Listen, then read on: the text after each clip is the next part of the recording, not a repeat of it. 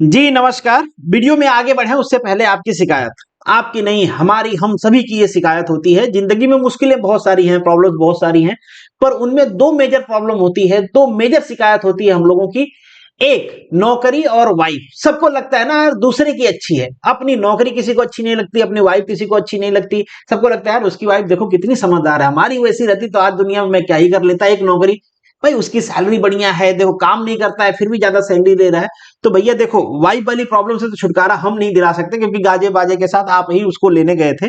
पर हाँ, नौकरी वाली में अगर प्रॉब्लम है तो यहाँ पे आपको एक अपॉर्चुनिटी दिया जा रहा है, आप इसको इनकैश कर सकते हो, पर उसके लिए लगेगी मेहनत और लगन, कंटिन्यूटी भी, और ध्यान देना पड़ेगा।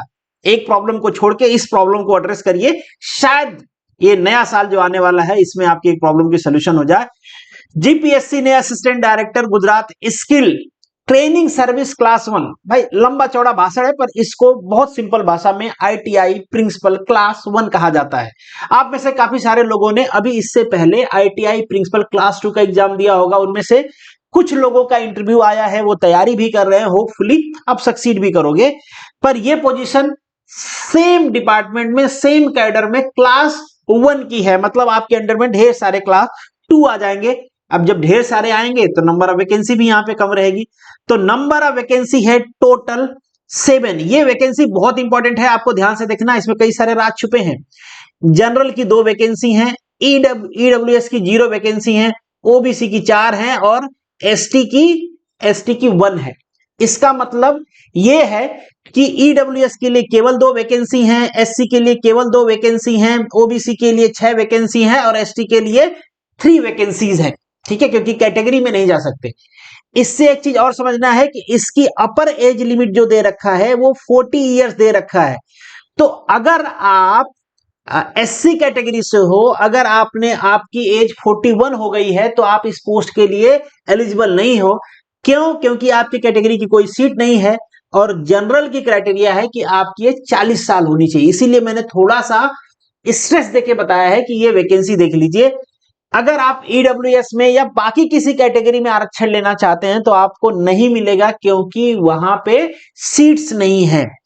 अगर आप ईसीबीसी में हो, अगर आपको एज रिलैक्सेशन चाहिए तो मिल सकता है, बिल्कुल, जो नीचे मेंशन है उसका डिस्कशन नहीं करूंगा, आप भर सकते हो। पर उस केस में आप इन 2 सीट पे कंपीट नहीं कर पाओगे, आप केवल अपने कैटेगरी वाली सीट पे कंपीट करोगे। इन शॉर्ट एक बेसिक रूल होता है कि अगर आप रिजर्वेशन का फायदा लेते हो तो आप केवल अपने रिजर्व सीट के लिए ही कंपीट कर सकते हो। जनरल सीट चाहिए तो आपको जनरल की जो क्राइटेरिया है एग्जाम की उसको फुलफिल करना पड़ेगा। इतनी बात आपको समझ में आ गई। अब आगे बढ़ते हैं। मुझे नहीं लगता बहुत सारी चीजें आपको समझाने की जरूरत है, एक एक डाउट तक समझा दिया। कुछ और डाउट्स हैं, वैसे मुझे पता है कि जिंदगी में बहुत थपेड़े खा के आप बड़े हुए हो, इतने सारा एक्सपीरियंस है, क्योंकि 5 ईयर का एक्सपीरियंस मांगा हुआ है। तो बच्चे तो एलिजिबल है नहीं इसके लिए, बच्चों के बाप एलिजिबल हैं, तो समझदार तो अब बाय डिफॉल्ट हो गए ही, क्योंकि जिंदगी जितना लेसन सिखा देती है उतना पढ़ाई लिखाई कहां सिखा पाती है। खैर, तो बहुत ज्यादा डिटेल में डिस्कशन करने की जरूरत नहीं है, एक डाउट मैंने आपको बता दिया है। दूसरा डाउट जो मुझे आप लोग पूछ रहे थे वो एक्सपीरियंस को लेके था। क्वालिफिकेशन का मुझे लगता नहीं किसी को डाउट होगा। इन शॉर्ट में बता दूं भैया, आपने इंजीनियरिंग किया है, यूजी मतलब आपने बीटेक बीई कुछ भी किया है, किसी भी ब्रांच से किया है, तो you are eligible for that. कुछ ब्रांचेज यहाँ पे मेंशन है, कुछ ये भूल गए होंगे, आपने उसमें भी बीटेक किया है तो आप इसके लिए एलिजिबल हो, टेंशन लेने की जरूरत बिल्कुल नहीं है। इक्विवेलेंट सर्टिफिकेट आपको प्रोड्यूस कर देना है। 4 ईयर बीटेक डिग्री होनी चाहिए या 3 ईयर बीटेक डिग्री होनी चाहिए आफ्टर डिप्लोमा, तो आप इसके लिए एलिजिबल हो, इसमें भी कोई डाउट नहीं होना चाहिए। नेक्स्ट डाउट ये है कि आपको आफ्टर डिग्री, ध्यान रहिए इसमें, आपका जो ड्यूरिंग डिग्री अगर कोई आपके पास एक्सपीरियंस है तो वो वैलिड नहीं माना जाएगा। After acquiring the essential degree, that's mean after acquiring the BE B Tech, after completing the BE B Tech, उसके बाद जो आप नौकरी कर रहे हो ना, उसी का एक्सपीरियंस अकाउंटेबल होगा, यहाँ पे काउंट होगा। और उसमें आपको 5 ईयर का एक्सपीरियंस होना चाहिए। कितने ईयर का? 5 ईयर का। अब कई सारे लोगों को डाउट होगा कि किस टाइप का एक्सपीरियंस, तो एक वर्ड में समझ लीजिए, टेक्निकल एक्सपीरियंस। अगर आपके पास टेक्निकल एक्सपीरियंस नहीं है तो इस पोस्ट के लिए आप एलिजिबल नहीं हो। टेक्निकल में क्या आ जाता है? टेक्निकल में आपके पास इंडस्ट्रियल एक्सपीरियंस है तो भी वैलिड होगा, आपके पास टीचिंग एक्सपीरियंस है तो भी वैलिड होगा। मतलब टेक्निकल में आप कुछ भी कर रहे हो, डिप्लोमा वाले को पढ़ा रहे हो, आईटीआई वालों को पढ़ा रहे हो, कोई टेक्निकल इंस्टीट्यूशन में पढ़ा रहे हो जो AICTE अप्रूव्ड है, तो आपके एजुकेशन वाले सर्टिफिकेट भी यहाँ पे वैलिड होंगे। अगर आप टेक्निकल डिग्री लेके किसी नॉन टेक्निकल फील्ड में काम कर रहे हो तो वो डिग्री यहाँ पे वैलिड नहीं होगी, क्योंकि मतलब तो वो एक्सपीरियंस यहाँ पे वैलिड नहीं होगा, क्योंकि यहाँ पे टेक्निकल एक्सपीरियंस मांगा गया है आपसे। टेक्निकल टीचिंग, टेक्निकल इंस्टीट्यूशन में ही पढ़ा, किसी स्कूल में पढ़ा रहे हो आप तो वो डिग्री वैलिड नहीं माने। हाँ, कुछ स्कूल में टेक्निकल कोर्सेज पढ़ाए जाते हैं, कुछ स्कूल में टेक्निकल सब्जेक्ट्स पढ़ाए जाते हैं, जैसे केंद्रीय विद्यालय में अलग से सेपरेटली वैकेंसीज आती हैं कि आप उसके लिए डिप्लोमा या बीटेक कुछ ऐसे मांगते हैं कि इन पर्टिकुलर सब्जेक्ट पढ़ाने के लिए आपको बीटेक होना जरूरी होगा इस सब्जेक्ट में। अगर वो वाला आप पढ़ा रहे हो तो बिल्कुल एलिजिबल हो, मतलब आपको टेक्निकल टीचिंग कर रहे हो तो आप एलिजिबल हो। बाकी प्राइवेट सेक्टर में आप जॉब कर रहे हो टेक्निकल, गवर्नमेंट सेक्टर में आप जॉब कर रहे हो, जॉब का नेचर कैसा भी हो टेक्निकल होना चाहिए। अब ये कैसे पहचानेंगे, मतलब इन शॉर्ट उस पोजीशन के लिए आपसे टेक्निकल डिग्री मांगा गया हो, चाहे डिप्लोमा मांगा गया हो, चाहे आईटीआई मांगा गया हो, चाहे बीटेक मांगा गया हो, इन तीनों में से कोई डिग्री वाला ही उस वैकेंसी या उस पोस्ट को एक्वायर कर सकता है। तब आप जान लो कि आपका जो नेचर है जॉब का वो टेक्निकल है।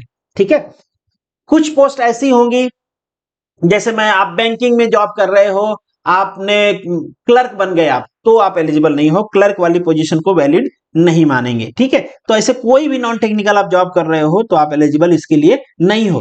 बैंक में भी टेक्निकल पोजीशन आती है, आप लोगों ने भरा भी होगा कि बीटेक मांगते हैं जनरली, उस वाली पोजीशन पे आप हो तो आप बिल्कुल एलिजिबल हो। मतलब कहीं पे भी जॉब कर रहे हो, अगर आप टेक्निकल, आपके जॉब का नेचर टेक्निकल होना चाहिए, दैट्स इट। ठीक है, चाहे वो इंडस्ट्री की हो, चाहे वो टीचिंग की हो। ठीक है, ये आपको सैलरी मिलेगी। एज वाला जो प्रॉब्लम था वो मैंने डिस्क्राइब कर दिया है। इसके बाद भी कोई प्रॉब्लम है तो आप कमेंट बॉक्स में लिख सकते हो। अब सिलेबस क्या होगा, पढ़े कहां से, बुक क्या, भैया देखो बुक आती नहीं है, बहुत रैंडम वैकेंसी आती है। ये इससे पहले आई थी ये 2021 और 22 में। बहुत ज्यादा एस्पिरेंट नहीं होते हैं, तो आप खुद भी सोच के देखो कि बुक कौन बनाएगा, मटेरियल कौन बनाएगा, और सिलेबस भी चेंज होता रहता है, कभी कुछ कर देते हैं, कभी कुछ कर देते हैं, इतना मेहनत करेगा कौन, और उनको पता है, आप एक्सपीरियंस वाले, आप खुद से पढ़ लोगे। बट फिर भी अगर आपको पढ़ना है तो हमारे पास इसका कोर्स है। मैं आपको सिलेबस, प्रॉपर सिलेबस दिखा देता हूं। जैसे ये वैकेंसी आई थी 2021-22, जिसमें मैंने आपको बताया, उस टाइम पे ये वाला सिलेबस रहेगा। थोड़ा सा इसका नेचर चेंज हो गया है, ब्रॉडर हो गया है ये। तो ये जो एग्जाम है आपका 300 मार्क्स का है, ये आपको पता ही है। 300 मार्क्स में 100 मार्क्स आपका नॉन टेक्निकल है, जो इन जनरल जीपीएससी के हर क्लास 2-1 जो इंडिविजुअल वैकेंसी होती है उसमें होता है। 200 मार्क्स आपका टेक्निकल नेचर है। अब ये टेक्निकल नेचर थोड़ा जनरल होगा, क्योंकि सारे इंजीनियरिंग ब्रांच यहाँ पे एलिजिबल है। अभी उसका सिलेबस देखते हैं क्या हो सकता है। तो ये तो रहेगा, ये इस टाइप का नहीं है, सिलेबस डिफरेंट है। अगर आपको चाहिए तो मैं डिटेल में उस पर डिस्कशन कर लूंगा, बट अभी मान के चलो कि नियरली आपको सब कुछ नॉन टेक्निकल का पढ़ना है। कोई सा भी बुक ले लीजिए, प्रीवियस ईयर ले लीजिए, एमसीक्यू सॉल्यूशन ले लीजिए, कोई शॉर्ट लीजिए जिसमें जीपीएससी का दिया गया क्लास 1-2 का, वो किसी भी वैकेंसी के लिए हो, वो आपका सिलेबस है, क्योंकि कॉमन सिलेबस ही होता है। अब ये सिलेबस था, रहेगा भी, क्योंकि क्लास 2 की अभी एग्जाम गई है, उसमें ये सिलेबस था आपका। मोस्ट प्रोबेबली ये सिलेबस सेम जैसे ही रहता है, जो 200 मार्क्स है। तो मेरे पास जो कोर्स है वो भी 200 मार्क्स का है। इसका ये इंग्लिश मीडियम में आएगा। तो देखो सेम सिलेबस है, रिपीट हुआ, 2021 वाला ही सेम है। कुछ चीजें इन्होंने इस बार ऐड कर दिया था, हो सकता है आप में भी कुछ बदलाव हो जाए। कोर्स बाय करोगे तो जो बदलाव होंगे वो मैं चेंज कर दूंगा। अभी आपको बता भी देता हूं कोर्स कौन सा है। तो आपको गूगल पे मनु एकेडमी सर्च कर लेना है, मनु एकेडमी लाइव करके वेबसाइट मिल जाएगी, या फिर मेरा ऐप डाउनलोड कर लीजिए, वो ज्यादा बेटर है। यहाँ पे कोर्स में चले जाइए, ऐप में भी कोर्स में चले जाइए, यहाँ पे आपको एक कोर्स दिख जाएगा। ये कोर्स है आपका, जिसमें आपका सारा सिलेबस कवर किया गया है। वैसे सिलेबस का नेचर देखो तो इन्होंने डायरेक्टली सब्जेक्ट मेंशन कर दिया है, इस वजह से ये क्रैश कोर्स लिखा हुआ है, क्योंकि आप पूरा का पूरा मैकेनिकल इंजीनियरिंग, इलेक्ट्रिकल इंजीनियरिंग पढ़ना मुश्किल होता है। हालांकि ये सारी चीजें वहां पे कराई गई हैं, ये सारी चीजें 1 by 1 करके कराया गया है। ये इस रेफरेंस में लिखा गया, जैसे फिजिक्स केमिस्ट्री मेंशन कर दिया गया, तो अब आईआईटी जेई का फिजिक्स पढ़ोगे, आईआईटी नीट का फिजिक्स पढ़ोगे, या उसका वो पढ़ोगे, तो वो सब थोड़ा सा मुश्किल है, इस वजह से क्रैश कोर्स वर्ड यूज किया गया। बाकी आपका जो सिलेबस है वो पूरा, ये पूरा डिटेल में पढ़ाया गया, आपको कराया गया, वहां पे कोई इशू नहीं है। ये भी कराया गया है आपको, कोई इशू नहीं। ये सारे टॉपिक एज इट इज कराए गए हैं जैसे कि यहाँ पे मेंशन किए गए हैं। ऑटोमोबाइल डिटेल में आपका कराया गया है, ये टॉपिक डिटेल में कराया गया है, ये भी डिटेल में एज इट इज जैसे मेंशन है वैसे ही कराया गया है, ये टॉपिक कराए गए हैं, ये सारे टॉपिक्स आपको करा दिए गए हैं। ठीक है, अब ये देखोगे ये 2024 का सिलेबस है और ये 2022 का सिलेबस है, तो मोस्ट प्रॉब्ली वो 2024 वाला जो सिलेबस है उसको फॉलो करेंगे। कुछ कुछ चेंजेज हैं, माइनर चेंजेज आप देखोगे, मेजर जो टॉपिक्स हैं वहीं से कॉपी पेस्ट किए हुए हैं। क्या चेंजेज है, जैसे ये वाला टॉपिक ऐड कर दिया गया, पहले ये नहीं था, civil elements of civil engineering नहीं था, बट अभी भी आपके कोर्स में जो कोर्स आप अगर बाय करते हो, ये वाला कोर्स है, अगर ये कोर्स बाय करते हो तो इसमें एलिमेंट्स ऑफ सिविल इंजीनियरिंग है। ये कोर्स अभी 4000 का है, 1000 रुपीज ऑफ है, पर ये ऑफ हट जाएगा। ये कल तक है, अगर आप कल तक बाय करते हो तो ये ऑफ रहेगा, अदरवाइज ये ऑफ हट जाएगा। तो इस टोटली यू कि आप क्या डिसाइड करते हो, आपको कैसे तैयारी करनी है। बाकी ये आपका जो कोर्स है ये ऑलरेडी उसमें सारा कुछ एडेड है, टेस्ट सीरीज के साथ एडेड है। अब हम PYQ करेंगे, कुछ प्रैक्टिस क्वेश्चंस करेंगे, कुछ एडिशनल टेस्ट करेंगे, वो सारी एक्टिविटीज उसमें होंगी, बट आप कोर्स बाय करके अपनी प्रिपरेशन स्टार्ट कर सकते हो।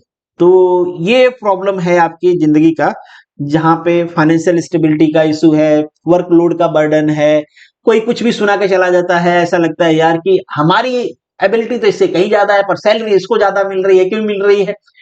क्योंकि बटरिंग अच्छा कर लेता है। कॉर्पोरेट में buttering is the important, boss is always right type की चीज। और ये केवल आपके कॉर्पोरेट का प्रॉब्लम नहीं है भाई, आप भी बॉस बन जाओगे ना, आपको भी जो आपके बारे में अच्छी बातें करेगा, आपके हाँ में हाँ मिलाएगा, वो आपको अच्छा लगने लगेगा बाय डिफॉल्ट। हम दूसरों को गालियां देते रहते हैं पर हम भूल जाते हैं कि ये ह्यूमन नेचर है, हमारी तारीफ कोई करता है तो हमें अच्छा लगता है। हाँ, हो सकता है कोई थोड़ा सा एनालिटिकल सोचता हो कि चलो किसी के साथ फेवर ना करे, बटनिंग वाले को भी प्रमोट कर दे और काम करने वाले को भी प्रमोट कर दे, वो ठीक होता है। पर कई बार बॉस एकदम से मतलब विलासित, कोई वर्ड नहीं मिल रहा मुझे, वैसा मिल गया तो वो केवल बटरिंग वालों को प्रमोट करता है। तो अगर ऐसा कोई बॉस है तो वहां से मोटिवेशन लेके पढ़ाई शुरू करना है, जम के पढ़िए। कट ऑफ का मैं बता दूं आपको कि अगर 300 का ये पेपर है, अगर नहीं 300 का ही है, मैक्स टू मैक्स इसकी कट ऑफ जाती है 150। ये मैक्सिमम कट ऑफ है, इससे ज्यादा जाती ही नहीं है। और अगर पेपर थोड़ा सा अगड़म तिगड़म, जैसे लास्ट टाइम का जो क्लास 2 का पेपर था अगड़म तिगड़म आ गया, तो 120, 122, 125, 130, कैटेगरी में 115, 116, 118, 110, इस टाइप की कट ऑफ भी चली जाती है। तो पेपर अगर टफ आ गया तो टेंशन लेने की जरूरत नहीं है, कट ऑफ डाउन जाएगी। पेपर थोड़ा सा इजी आ गया तो कट ऑफ थोड़ी सी ऊपर चली जाएगी। बहुत इजी आ गया तो भी 150 से ऊपर जाना बहुत मुश्किल होता है, क्योंकि सारे लोग काम करने वाले होते हैं, वो काम करके आके थक जाते हैं, पढ़ाई का मौका नहीं मिलता है। तो फिर कंपटीशन आपका उन्हीं लोगों से है जिनके पास टाइम नहीं है, आपके पास भी नहीं है, उनके पास भी नहीं है, तो अल्टीमेटली दोनों के पास टाइम नहीं है तो कट ऑफ डाउन चला जाता है। ठीक है, बाकी कोई डाउट है तो कमेंट बॉक्स में लिख सकते हैं आप। चलिए मिलेंगे नेक्स्ट वीडियो में, तब तक के लिए all the best, good luck. और कोर्स ना भाई ठीक है यार, थोड़ा पैसा दूसरों को भी देना सीखिए। सब कमा के अपने पॉकेट में रखेंगे अच्छा नहीं है। बहुत सारे लोग कहने लगते हैं, आप कमाने वाले हो तो भी कहते हो कंसेशन दे दो, आप ये दे दो, मतलब ऐसा नहीं किया करो यार। थोड़ा तो एजुकेटर को भी पैसा दीजिए ना यार। मतलब आपसे कोई पैसा कम करवाने के लिए बोले, जॉब करवाता है, ओवर टाइम करवाता है या ज्यादा टाइम रोक लेता है तो कैसा लगता है? बुरा लगता है ना भाई। तो ये भी मेहनत करके बनाए गए लेक्चर्स हैं, ठीक है? तो दिल खोल के दीजिए और दिल खोल के पढ़िए, तभी सिलेक्शन होगा। चलिए मिलेंगे नेक्स्ट वीडियो में, तब तक के लिए all the best, good luck and जय हिंद।